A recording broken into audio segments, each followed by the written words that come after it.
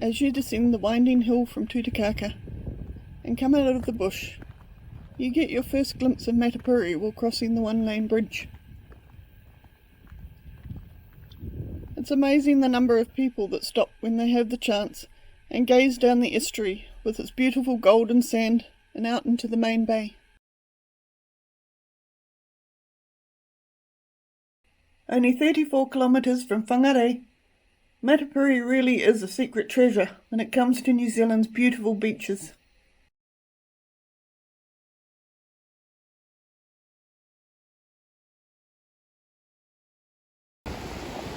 The two estuaries can be accessed by the reserve as you head into the village, but carry on across the main estuary bridge, and access to the main beach is best gained via the roads either before or after the Matapouri Bay store. Once on the main beach, you are rewarded with a kilometre stretch of beautiful soft sand beach with crystal clear water.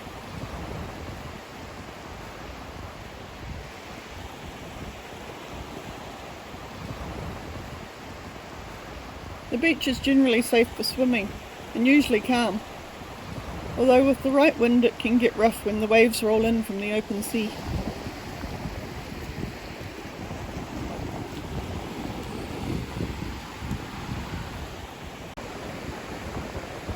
Looking out through the entrance to the bay on a clear day, you can see the islands off the coast, which include the marine reserve of the Poor Knights.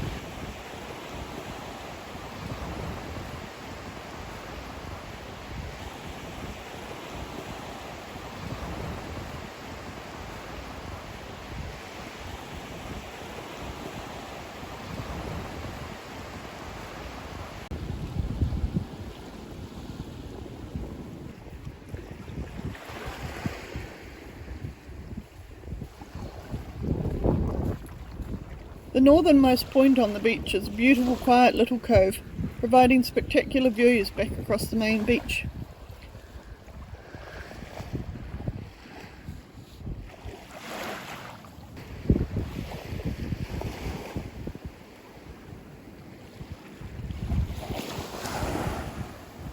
At low tide you can navigate your way between the rocks, but beware, because the incoming tide will claim this route, and some rock hopping or swimming might be required to get out again.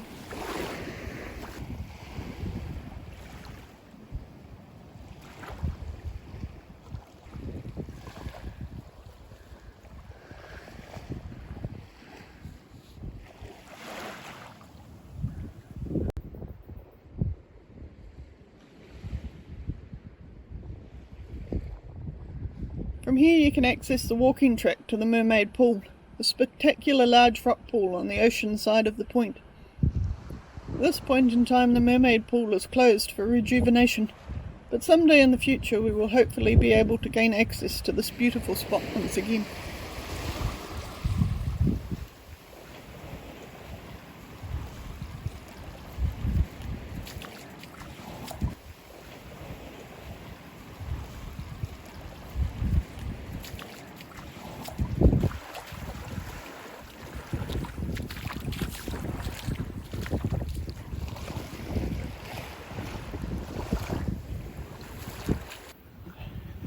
The northern end of the beach also provides access through to Pebbly Bay and the coastal walking track over to Whale Bay. You can see the stairs off to the left here. It's an effort to climb the steep steps at the beginning, but the views to Wananaki and out into the Pacific Ocean as far as the horizon are well worth the effort.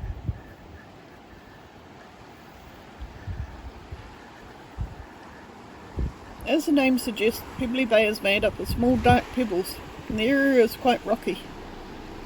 Open to the sea, it can be rugged at times, but provides some great snorkeling opportunities. Certainly looks beautiful and calm out there today.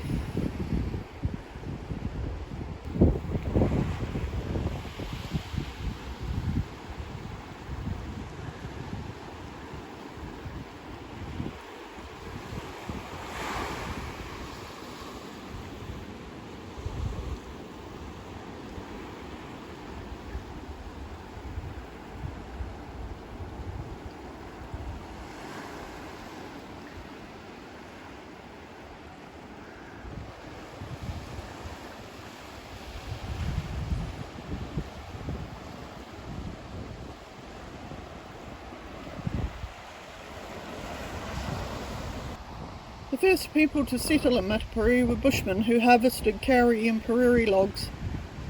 These logs were shipped out from the bay for building projects in the growing Auckland area. Apparently some of them were even used for telephone poles on Auckland's Queen Street.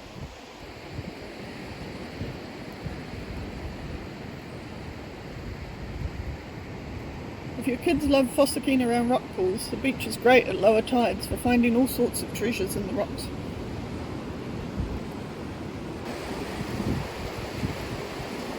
You never know what you will find washed up around the place.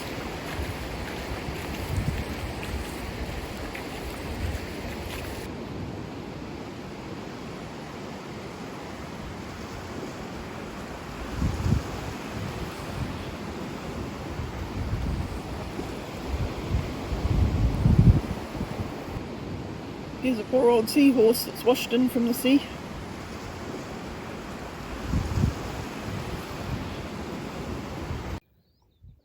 If you don't want to swim on the main beach with the waves, then the estuaries are a great option, especially if you have smaller children.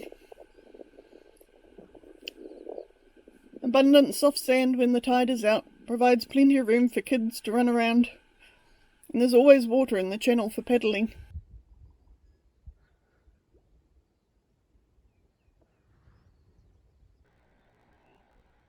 The estuary totally transforms when the tide comes in, swallowing most of the sand and delivering the best paddling pool ever.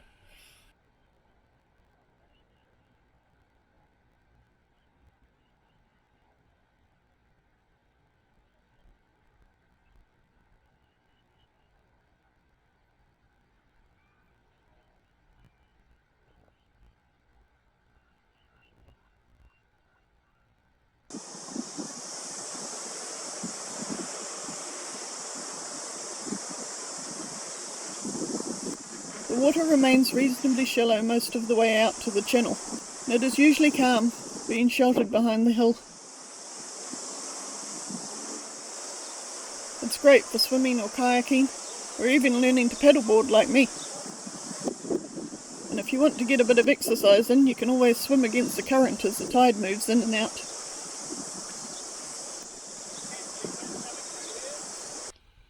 If you are a keen photographer or bird watcher, there's always plenty of birds about, especially in the estuary and mangrove areas.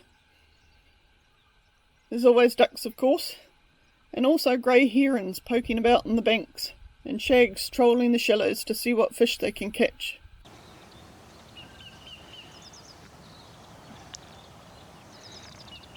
Dotterels nest amongst the dunes on either side of the main estuaries, and sometimes right in the middle of the reserve.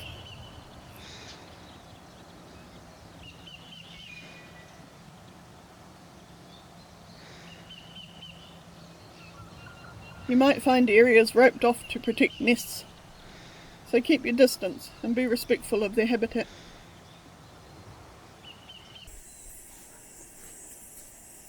Oyster catchers can also be seen most times, poking around in the sand with their long orange beaks for shellfish and bugs. I didn't manage to catch them on video this time, but I did take some nice still shots. And it's not just the birds that love the shallows and the food that the estuary provides. We found this eagle ray just cruising along, skimming up shellfish for a quick and easy feed.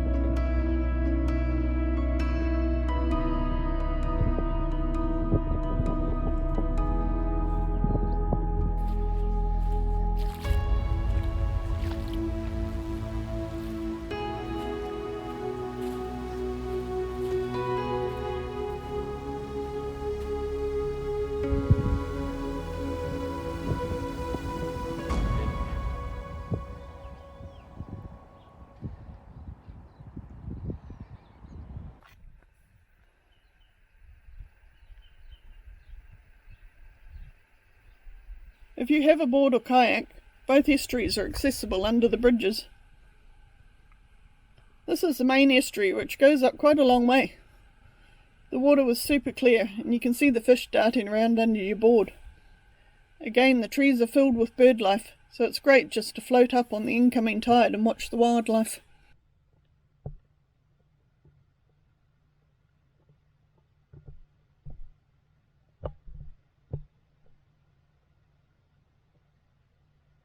Time it right and you can float up on the incoming tide, and when it turns you'll just float back down again. The tide was still coming in when we turned around, so that combined with the wind coming up the estuary made for a good workout.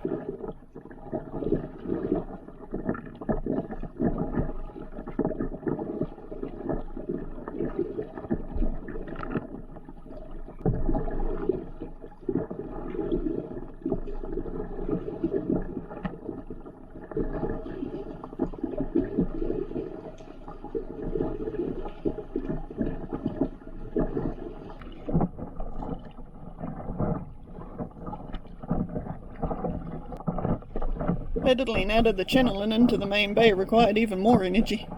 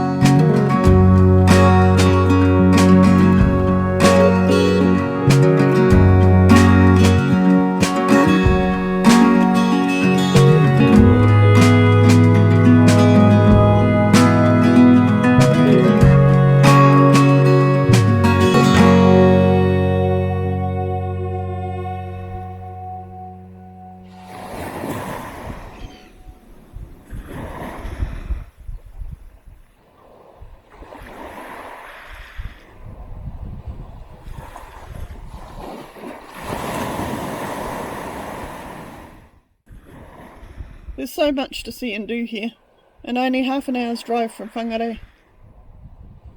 If you are heading north, consider taking the detour out past the Whangarei Falls, and then heading out through the coastal towns of Nangaroo, the deep-sea fishing base of Tutukaka, on through Matapuri, Sandy Bay and Woolies Bay, and returning to State Highway 1 at Hikarangi. This place really is just magical.